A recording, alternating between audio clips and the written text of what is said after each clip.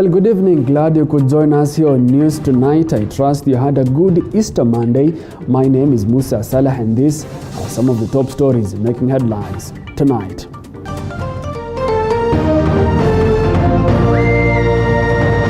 Tonight, murdered KDF soldier Gideon Omolo Onyango was a jovial man.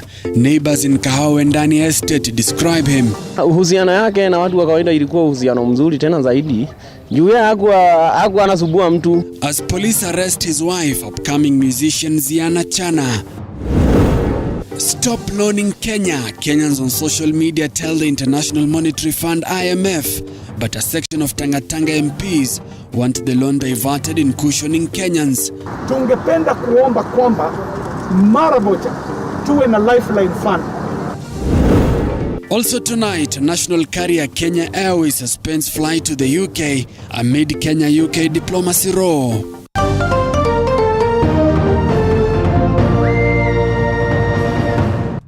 Welcome to the broadcast. Meaning this is our sign language interpreter. News Tonight begins right now.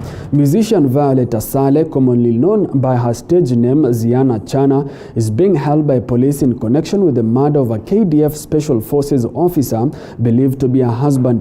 The murder allegedly took place at an apartment in Kahawa Ndani, where the two have been living together after a fight ensued in the wee hours of Sunday morning. Our reporter Mwangi Maina visited the crime scene in Kahawa and filed the following report. The adults pictured in this photo are a husband and wife. They have 2 children. 27-year-old Violet Asale, a musician commonly referred by her stage name Ziana Chana, and 37-year-old Daniel Omolo Onyango, a KDF Special Forces officer based in Gilgil, commonly known as Omosh. Omolo is now deceased after he was allegedly killed in the wee hours of Sunday morning after a violent confrontation ensued between the couple, according to neighbors' accounts. We visited Makiwanga area of Kahawa Ndani in Kiambu County, where the murder allegedly happened in this 3-bedroomed house. According to those whom we spoke to, Omolo was well known in Kahawa Ndani neighborhood. The deafening silence in the compound encapsulates the sadness in this neighborhood. Their immediate neighbor, Lennox Soit, remembers too well when Achana knocked on their door, requesting for help to rush Omolo to hospital, but it was too late. Lennox says they found him lying on the sitting room, half naked, and was ostensibly dead, but Achana insisted on having him taken to the hospital. Ayo siku tulikuwa tumelala, kakam, ndio Ziana Chana kakam, kaanza kutunokia. Atuambia around saa 9, atuambia Dan walikuwa wanasumbuana, ameanguka, amefaint. But sikuenda tukaona unajua kuna gari na nini, na pia kwa kiasi kumwangalia tunaona amekufa.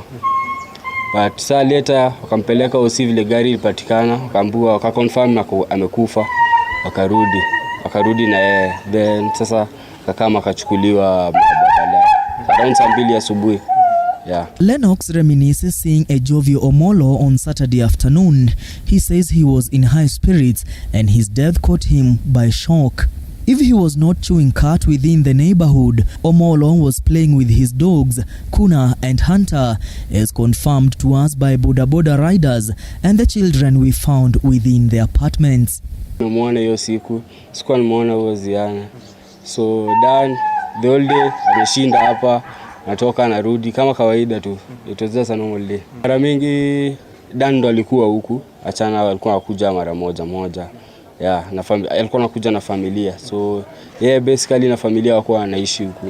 Yeah. Kwa hivyo Wachani alikuwa anakuja kama matembezi. Yeah. Kazi yake ilikuwa tu boda, nifikishe stage, nifikishe pale kwa kambi, tuende shop, hivyo tuende jaba, mambo kama hiyo. Lakini uhusiano yake na bibi hapo siwezi elezea sana. Labda unaweza sema apart from yenye uhusiano wake na watu wa kawaida huko, ilikuwa ni uhusiano wa aina gani? Uhusiano yake na watu wa kawaida ilikuwa uhusiano mzuri tena zaidi. Juu yeye hakuwa anasumbua mtu, bora tu akona kadogi kake alikuwa anaenda ameshika, hakuna maneno mengine. Salamu tu za kawaida akiwapata, mko aje hivyo. Kwa mtu wa watu alikuwa mtu mpoa. Hata around Kahawa most people wanamjua hiyo jina Dan ama Mosh ni jina common from Kahawa area zote, watu wanamjua ya msempoa na maneno na mtu. Paul, a boda rider within the area, remembers carrying him that Saturday afternoon and was in high spirits as usual. A grief-stricken Celestine Odera, a friend to the couple, says Omolo was humble and friendly man. Amid sobs and tears, she says Achana was quarrelsome and violent. Kuna yeye na bado nimembeba hadi pale kwa stage. Tulikuwa tu msefi, alikuwa tu msefiti. Hakuwa na mambo mengi, nikimbeba tu yeye anaripa, ana mambo mengi na ati kukosa kulipa bike ama nini. Yeye tu alikuwa mtu ambaye ametulia. Hakuwa na mambo mengi na watu na alikuwa mtu yani mtu wa watu. Dan is a very humble guy. He can't even slap someone. Dan cannot even pass you in the road without saying hi. It's very painful for a soldier to die like this, for sure. They were living happily. The lady was so quarrelly. Yeah, and she was always up and down in the relationship. She used to leave and come back all along. Yeah, complain. Even the mother, Dan's mother, used to complain about the lady. Yeah, I can say she is a very violent woman. It is said Omolo was uncomfortable with Zian Achana's music career, and the confrontations on that fateful Saturday night promoted him to glory after he was beaten severally on the chest, fingers and shoulders. Achana is currently being held at Kahawa Sukari police station waiting arraignment in court. Mwangi Maina, TV47 from Kahawa Wendani, Kiambu County.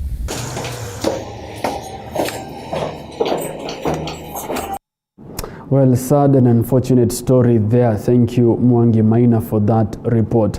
Now, the national carrier Kenya Airways has suspended flights to the United Kingdom effective 9th of this month. The move comes amid a diplomatic row between Kenya and the UK. Mudhoni Maina reports.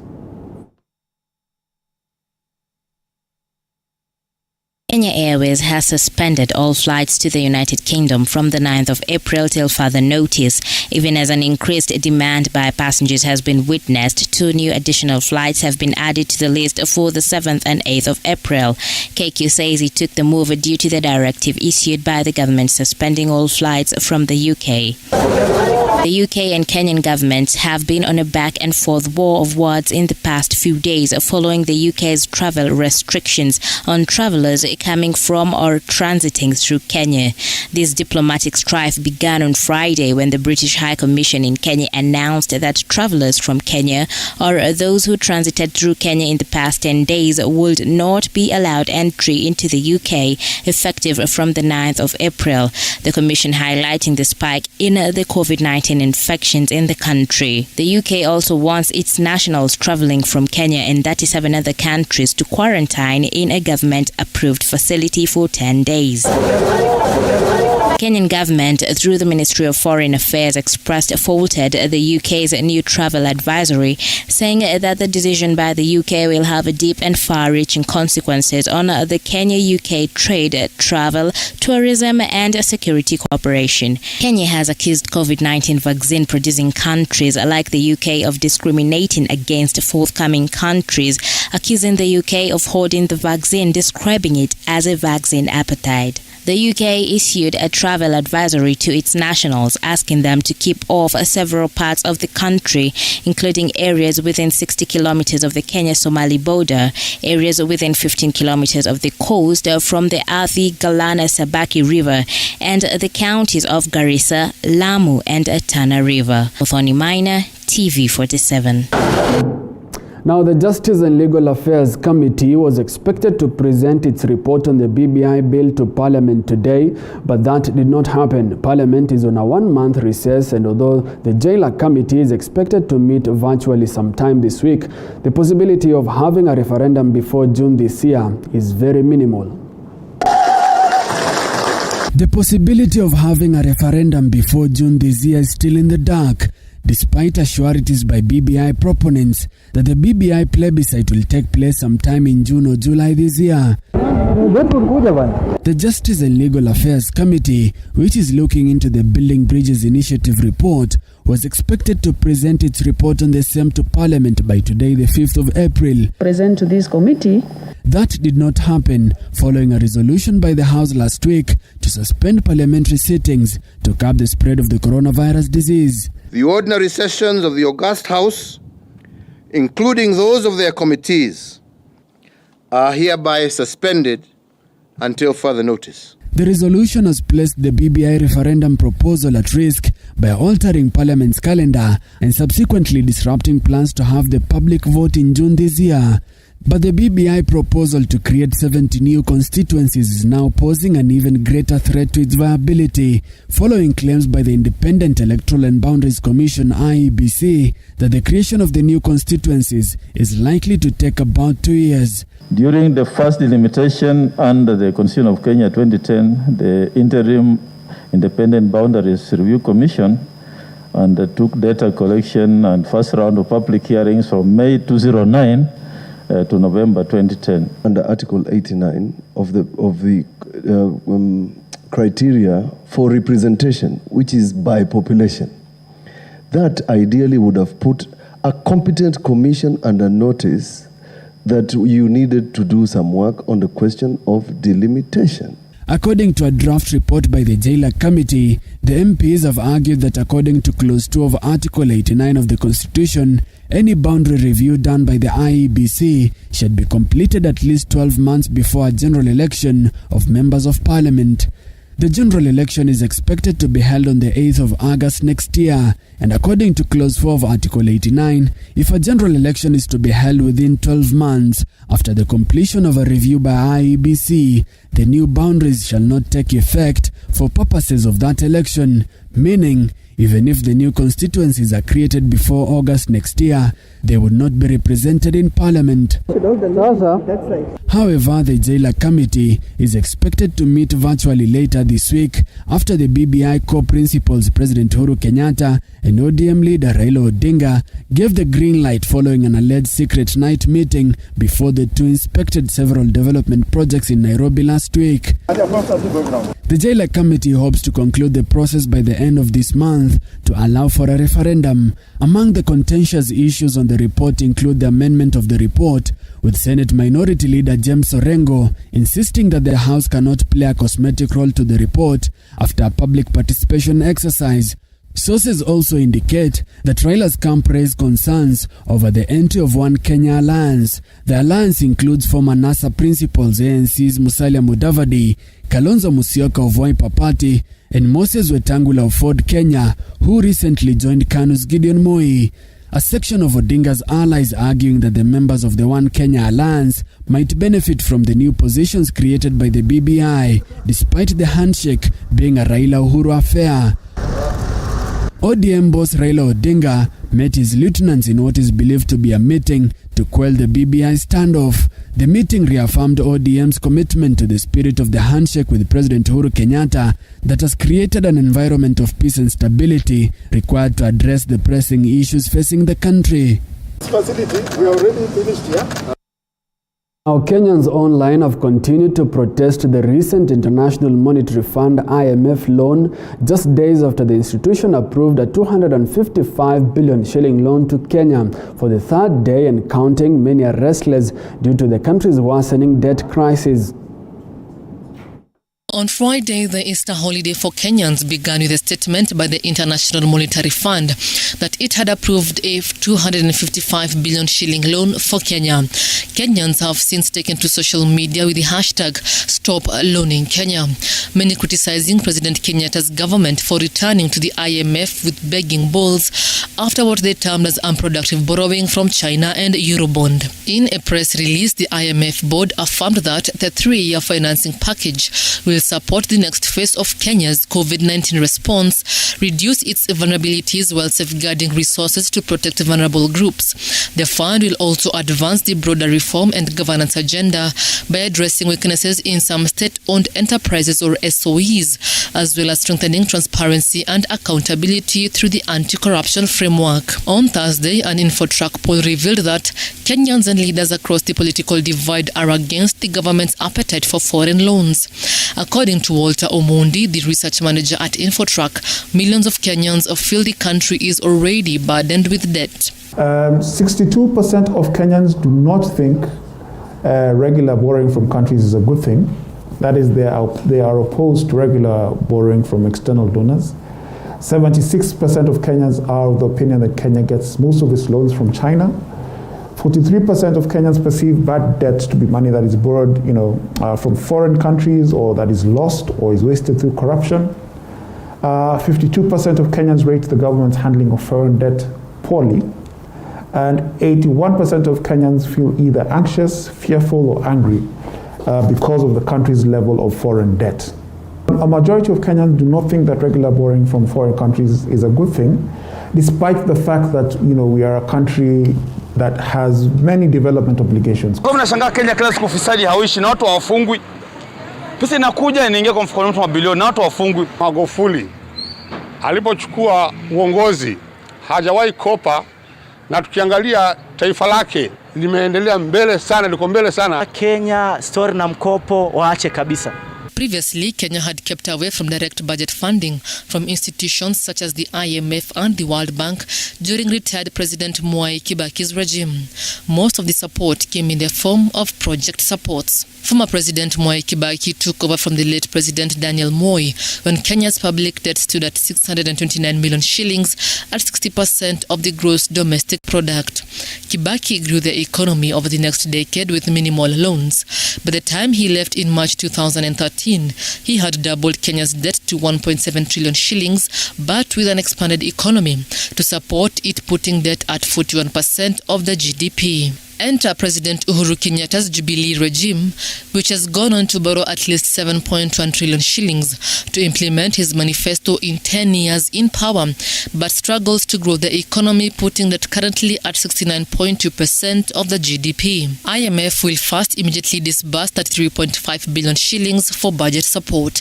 The lump sum loan is the country's second loan program from the IMF in under 1 year, having received 80.6 billion shillings in May last year to mitigate the effects of the COVID-19 pandemic.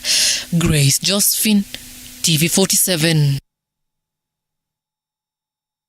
Well, it's time to take a short commercial break, but we'll be back with more. Stay tuned. Also coming up, bandits attack Arabal and Lamaiwet in Baringo South, making away with over 200 livestock as residents flee the area.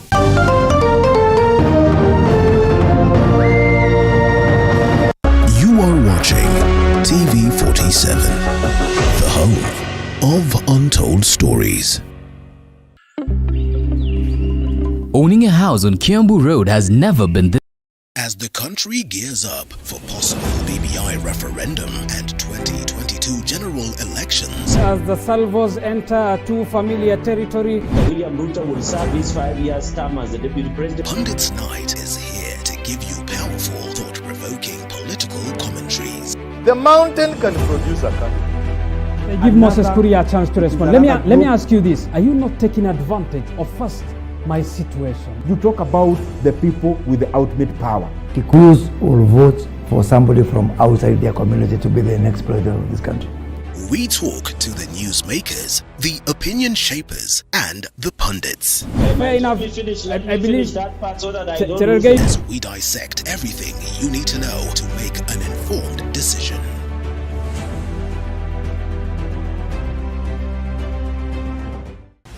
How well do you know what's happening around you? Morning Cafe with heated political debates. The position of the Prime Minister will go to a party with the most elected members. I clearly know that neither Raila nor Ruto are in the work plan on the roadmap for transition as far as the government is concerned. Informative health discussions, business, farming, Tasty Wednesday, Fitness Thursday, and Feel Good Friday with amazing DJs, celebs, and music bands. Back to the seasons of my years. Every Monday to Friday from 6 a.m. to 9 a.m. Did you know that your business keeps our economy running? You need the skill, not the papers.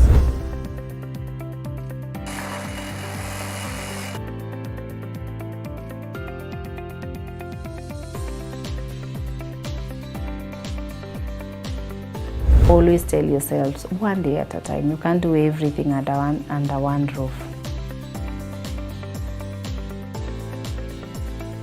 Over time, I've had to realize that good things take time.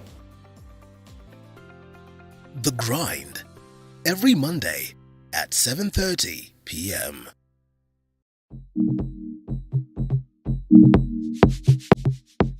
Before the markets open, farmers begin their day, each with the desire to produce the best. But how can they increase the numbers, maintain the standards, Aitoi ile garlic inafaa itoi, that standard garlic. reduce the cost, We spread our risk.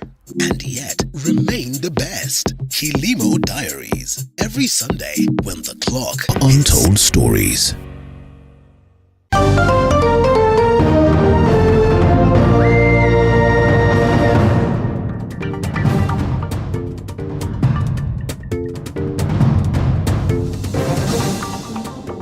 Welcome back. You're watching News Tonight here on TV47. Now, a section of Tanga affiliated members of parliament have raised concerns on the new COVID-19 containment measures, which they say have adversely affected the livelihoods of millions of Kenyans. The MPs further urging the government to cushion Kenyans as well as direct the recently approved IMF funds towards supporting businesses. Andrin Kilemi with the details.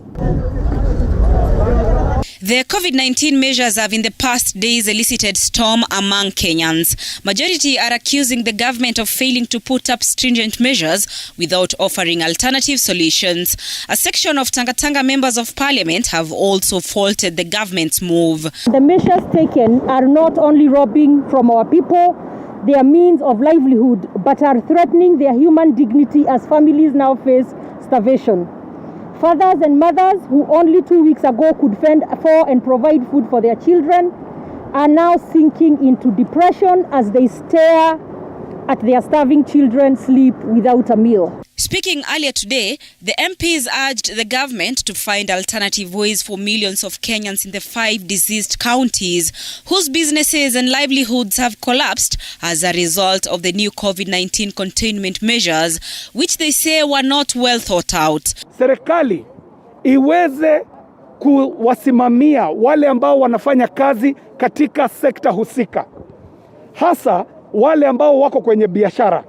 Na hawa ikiwa wako na madeni ama wako na loni ambazo wamechukua, tunaomba kwamba serikali iweke mpangilio wa kuondoa yale ambayo tunaita interest, wakuwe na interest waiver. The Tanga MPs further issuing demands to the government to urgently look into what they termed as high priority. Top of their demand is for the government to offer stipends of at least 3,500 per month to 4 million households countrywide. Finance a mass testing and vaccination campaign by allocating a minimum of 50 billion shillings from the defense budget. Finance the interest waiver and business loan to support affected businesses, as well as direct the recently approved IMF loan to acquisition of vaccines in an open and cartel-free manner, among other demands. The demands by Tanga members of parliament are expected to steer the country ahead, as well as cushion Kenyans against the vast effects of the laid out COVID-19 stringent measures. This even as Kenyans continue to raise concerns regarding a debt crisis after IMF approved a 255 billion shillings. Andrin Kilemi, TV47. Well, thank you, Andrin Kilemi, for that report. Now, the Kenya Muslim National Advisory Council, KEMNAC, wants the government to review curfew timings from 8 p.m. to 11 p.m. countrywide due to the upcoming holy month of Ramadan. The extension, they say, will enable Muslims to participate in the special Tarawih prayers, warning that any mosque that will not abide to the COVID-19 containment measures will be closed indefinitely. Ruth Mulandi reports. As Christians end their Easter festivities, the Kenya Muslim National Council KEMNAK is urging the central government to extend the curfew hours from 8 p.m. to 11 p.m. across the country so that their supporters can attend their special end-of-day prayers. Hii ni swala muhimu. Inaswaliwa rakaa 8 hadi 20 takriban. Kwa hivyo tunaiomba serikali, kwa sababu ni wakati wa ibada ndefu ya usiku, tuomba serikali ya Uhuru Kenyatta watuongeze muda mpaka saa 5 usiku countrywide. The holy month of Ramadan is expected to begin this month, either on the 16th or 17th, depending on when the moon shall be sighted. But with the lockdown on the 5 disease-infested counties, KEMNAK Chair Sheikh Jumangao is assuring the government that all mosques would adhere to all COVID-19 protocols set by the Ministry of Health. Na iwapo msikiti wowote utavunja nidhamu, sisi wenyewe kama KEMNAK tutaripoti msikiti kwa serikali ufungwe. On matters concerning the COVID-19 vaccine jab, the Muslim elders urged their faithful not to bow to pressure and take the jab at their own will. Lakini tunasema Muislamu, hii chanjo usijilazimishe. Hata serikali yenyewe haijafika mahali pa kulazimisha mtu adunge sindano. The elders also demanded that the government make all food aid available to the public so that the food could benefit the poor Muslims instead of fraudulent leaders, further cautioning over the irregular and unfair issuance of tickets for the Hajj in Mecca. The leaders also warned the Judicial Service Commission JSC over carrying out biased elections for the position of Chief Gotv as witnessed in the past. JSC safari hii tunawashauri wasitangaze jina la Chief Gotv mpaka wakae na baraza kuu la ushauri hili. Tushawaandikia na tutapeleka reminder. Please announce for the position of Chief Gotv. Let people who qualify apply. Led by the council chairman, they called on the government to help retired journalists acquire adequate pension, claiming that many languish in poverty after their great service to the nation. Ruth Mulandi, TV47. Now, security teams today engaged mourners in Nakwamekwi, Lodwar in Turkana County in a gun drama to forcefully enable the family, or rather a family, to bury their deceased. The burial of the late 54-year-old engineer Lawrence Lolly, who passed on a month ago, had been derailed due to the cultural conflict on where he should be buried between his 2 wives' houses, prompting the security agents to intervene. His first wife died some times back, but still arguments emerged on marriage rituals on whether he should be buried at the first wife's home or at the second wife's. The second wife of the late Lolly, Esther Kiyonga, had moved to court seeking the permission to bury the body of her husband, and her plea was granted.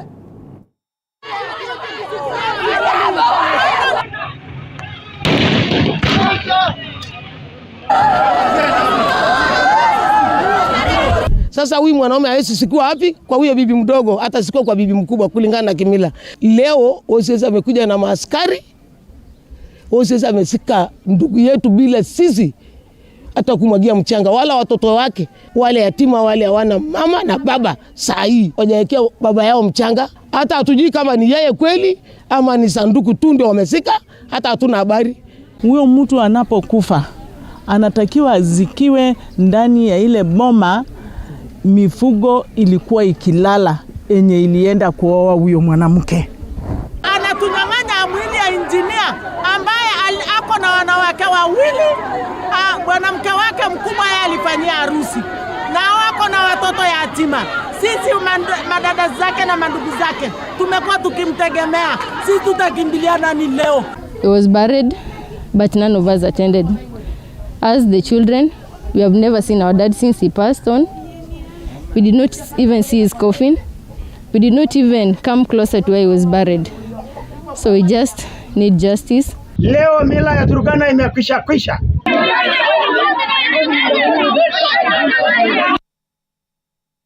Nakuru-based journalists have raised concern over increasing police harassment during curfew hours despite being listed as essential service providers. This follows what begot David Omurunga, a journalist based in Nakuru, last night on his way home from work, where he says he was attacked by police officers. Despite his introduction as a journalist, it took the intervention of the Kenya Union of Journalists Nakuru Chapter Secretary General Kioko Kivandi to have the journalist released an hour later. The Media Council of Kenya CEO David Omoyo has condemned the actions and called on the Inspector General of Police Hilary Mutiambai to take action against the officers. Katika hiyo harakati kukatika ndipo baadaye nikafahamu kwamba kumbe hawa jamaa walikuwa maafisa wa polisi bana. Nikauliza bana, mbona mnani mishandle namna hii? Mimi ni mwanahabari, nimetoa kadi yangu ya press card ndio hii, bado mnanitatiza. Inakuwa namna gani? Akaniambia mnasema kwamba nyinyi ndio mmesoma sana, bado mtatupata hapa. Nikashindwa, kwani imekuwa tena kulikuwa na grudge? Journalists did not accredit themselves and they did not designate themselves as essential services. They have been designated by the Ministry of Interior, who is the boss of the police. And what we are seeing is just the police, they are just going rogue. It's not that they do not know what they are doing, they are breaking the law. They just want, it's a level of impunity that makes us wonder what type of people we are dealing with. The harassment that was meted on our friend David Omurunga, it is from people who know him. And to make the matter worse, the OCS was in the car, Bwana Nyaga, and he knows them. So the only thing that we don't want to talk much. We want the recorder given back, his ID given back, and the officers who did this to Omurunga to be taken action to be taken against them. Well, it's time to take another short commercial break, but we'll be back with more. Remember, you can follow this live broadcast on www.tv47.co.ke.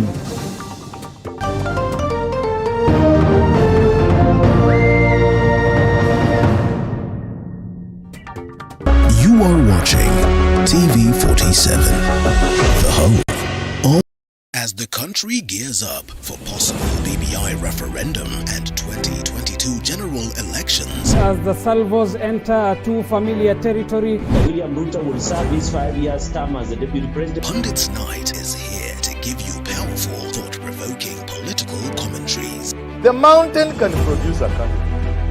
Give Moses Kuria a chance to respond. Let me ask you this. Are you not taking advantage of first my situation? You talk about the people with the ultimate power. Kikuyus will vote for somebody from outside their community to be the next president of this country. We talk to the newsmakers, the opinion shapers, and the pundits. Fair enough. I believe As we dissect everything you need to know to make an informed decision.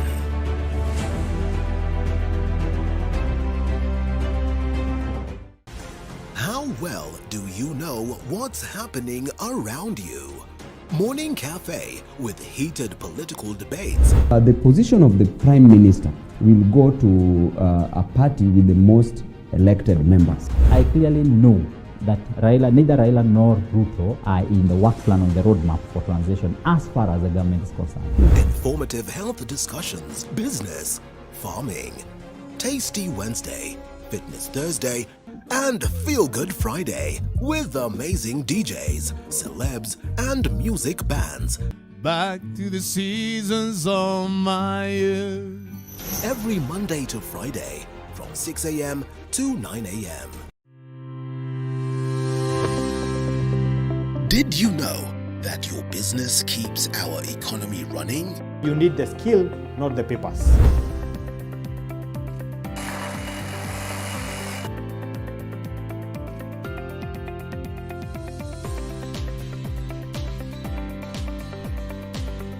Always tell yourselves, one day at a time. You can't do everything under one roof. Over time, I've had to realize that good things take time. The Grind, every Monday at 7:30 p.m.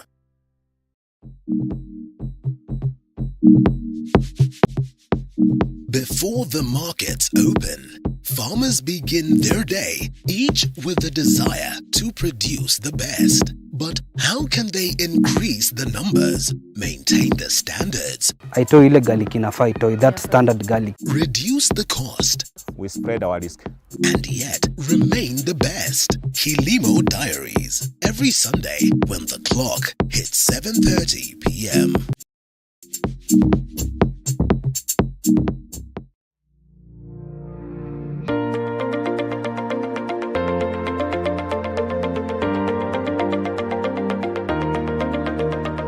Cut, chop, mix, steam, grill, fry.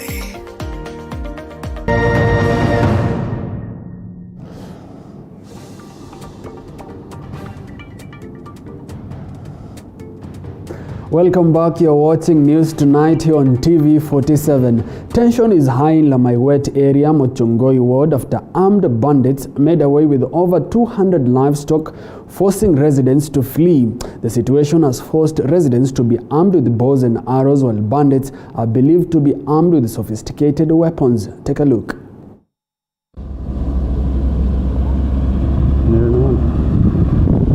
Days after Rift Valley Regional Commissioner George Natembea suspended a security operation in the area for 30 days to allow Pokot leaders engage those with illegal firearms to surrender, tension is yet again high in Lamaiwet Mochongoi ward after armed bandits made away with over 200 livestock, forcing residents to flee. Residents of Arabal and Chemorongion areas armed themselves with bows and arrows, while the bandits are believed to be armed with sophisticated weapons. A visit to the area, bandits were still believed to be hiding in the nearby bush as they staged another daring attack before a contingent of Rapid Deployment Unit, General Service Unit and Kenya Police engaged them in a fierce fight. Last week, the bandits shot dead a 60-year-old man before injuring a child and her mother in Makutani area. Operation imeanza upande wetu, yao wakaidi kutuoperate na kunyakua mali zetu na kutesa watu. Sasa hii watu naanza kuhama tena na walikuwa wamerudi nyumbani. Sasa nani muonga hapa? Baringo South Member of Parliament Charles Kamuren has faulted the suspension of the operation, terming it ill-advised and wanted immediate reinstatement of the security operation. Sikusimamisha operation na sikuomba operation isimame, nilisema operation iendelee. So kama watu wa mitiati wanataka watoe bunduki zao na saa hii wanatumia bunduki zao, wamekimbisa kwetu na kututesa. Sasa hii ni ungwana kweli? Juzi tarehe 23 mwezi huu wa pili, mwezi wa 3, kuna mkutano ilifanyika pale Lake Bogoria, na hiyo mkutano iliamua kwamba operation isimame.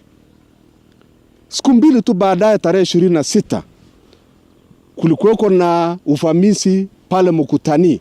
Mtu mmoja aliuawa ambaye tumemzika juzi Jumamosi. Locals decried the runaway insecurity in the region, saying they have continued to suffer in the hands of the bandits since 2013, with little being done by the government towards the restoration of peace in Baringo South. Mimi nalia kwa senator, mimi nalia kwa Gotv, mimi nalia kwa governor. Juzi alitia sign ya mwezi mmoja Pokot aongeleshe Pokot, lakini kumbe alipanga. Hebu sikia saa hii. Saa hii tangu ile mkutano ilifanyika Sparisot, mimi kama Paul Kipiamat ama mkaaji wa Embassos, ninasema kabisa karibu inafikia kiwango inakaa kama ni mipango. The locals who have now fled for fear of more attacks appeal to the government to address insecurity in the region. Of Ndeya in Kiambu County accusing police officers in charge of patrols in the area for failing to provide security. The residents say they have been losing their livestock to thieves who operate during curfew hours. These are residents of Ndeya in Kiambu County. They have come together to try solve a problem that has been affecting them: insecurity. According to them, they have been losing their livestock to thieves who operate at night. They say the issue had been solved for a while, but all of a sudden, their tormentors are back and they are operating during curfew hours. Ng'ombe zetu zimeenda, mbuzi zimeenda, na zote hasirudi. Ile ng'ombe ikienda hairudi, mbuzi zikienda hasirudi. Kwa hivyo sisi tunalilia serikali wakati huu itusaidie, turudishiwe mali yetu ili tuendelee na maisha. Juzi wamekuja hapa kwa mzee mwingine anaitwa Baba Endro na wakamnyang'anya hiyo ng'ombe yake na wakaenda nayo. Tunajenga shauri ya wizi ya ng'ombe kwa sababu wizi na sidi hapa. Ili kutoka miezi ile DC alisema ati warani wamemalizika, leo unaongezeka tena. Kwa hivyo siku ya kwanza ya kubika hapa wanachukua ng'ombe, masafuria nini, kila kitu.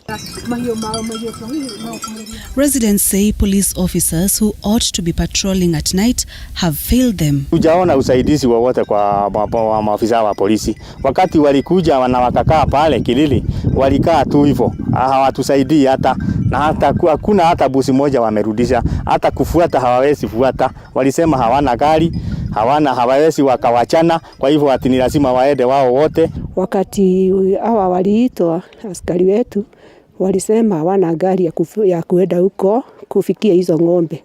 Sasa tunaomba tusaidiwe juu hao hata wakikuja hawakuji hivyo tu, wanakuja hata kama wametarajia kuua. Kuomba serikali kuu kupitia Matiang'i, juu tunajua ni yeye anasimamia security yetu. Tupewe security hapa, tuondolewe hii polisi, juu hii polisi iko Kirere, hiyo ni temporary.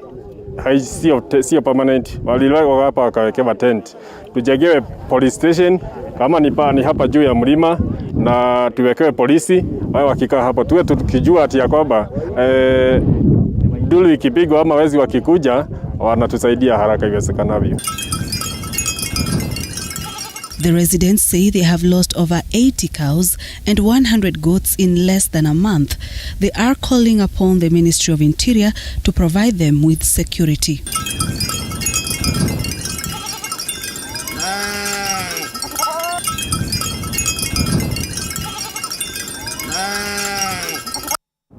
Now, hundreds of livestock have died as a result of drought in Marsabit County. At least 10,000 households from Turbi sub-county are in dire need of water. Residents have to choose between feeding themselves or their animals. A number of them have walked for more than 170 kilometers to Huri Hills in North Hor, and some have gone to Ethiopia in search of pasture. The partial lockdown in the country as a result of the third wave of COVID-19 spells more doom to the residents as they can no longer sell some of their animals to avert further loss since they cannot access the livestock market in Nairobi.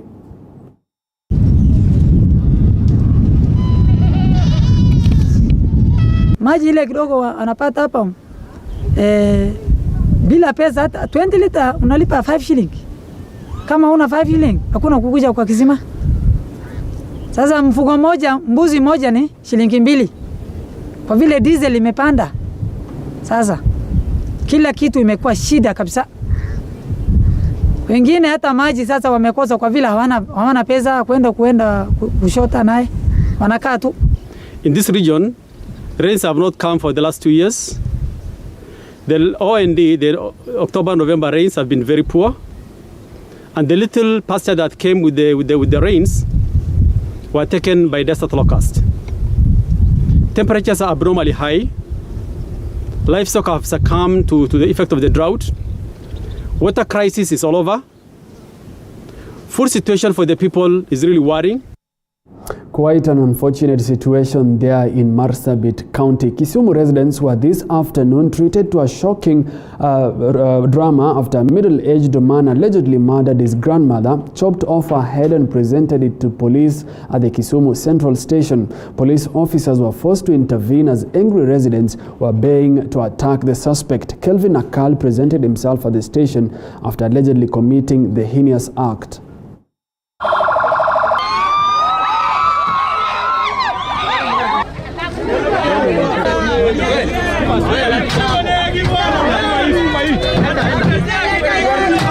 mnywaji wa pombe sana, na akielezewa maneno yataki kuelewa. Kwa hiyo alichukua jukumu kuanza kuzozana na nyanyake kwa nyumba. Ile kuzozana ikawa sasa hasira zikampanda, akaamua kumaliza uhai wa nyanyake. Tungeomba serikali watu kama hawa hawangeruhusiwa warudi, sababu amefanya kisanga yenye hata si jirani tumeokopa. Hiyo tu kama customer yangu, tena amenipenda tu kabisa. Nimeona uchungu kama huyu mtoto anaua nyanya yake, ni uchungu sana. Nilikuwa namuona tu hapa Kevo anaitwa tu Kevo, alikuwa tu hapa. Anakuja kununua, namuona tu kijana mzee, sikujua anaanza kufanya kitendo kama hiki. Well, it's time to take a look at what is happening in the world of sports, and our sportsman Dennis Otieno is on standby on the other side of the studio. Good evening, Dennis. What do you have for us this evening? Well, good evening to you too, Musa Salah. Now, tonight we have a lot that is lined up for you. We shall be telling you what Athletics Kenya intends to do with the 80 selected athletes to represent the country in the upcoming World Under-20 Championships. We shall also be telling you about the results registered in the English Premier League, as well as some tennis action and some basketball action. Now, this and more coming up in just a bit.